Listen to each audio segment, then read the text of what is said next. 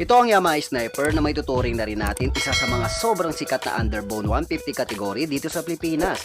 Dahil sa looks at syempre sa kanyang abilidad at performance na di lang daily use ang hatid ay pwede din gawing sports bike. At marami na nga nagpatunay dyan mga idol, hindi lang kamote kundi mga iba't ibang professional race tracker at nanalo na sa iba't ibang kompetisyon na gamit ang Sniper na ito o motor na ito.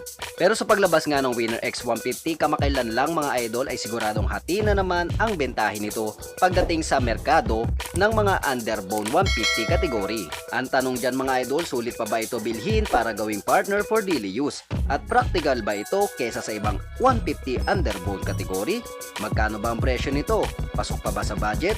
Alamin natin yan sa video na ito. Para magsagawa ng review, walkthrough, and price update regarding sa cash and installment nito mga idol ay nandito tayo sa isa sa mga pinagkakatiwalaang motor dealer dito sa Pilipinas.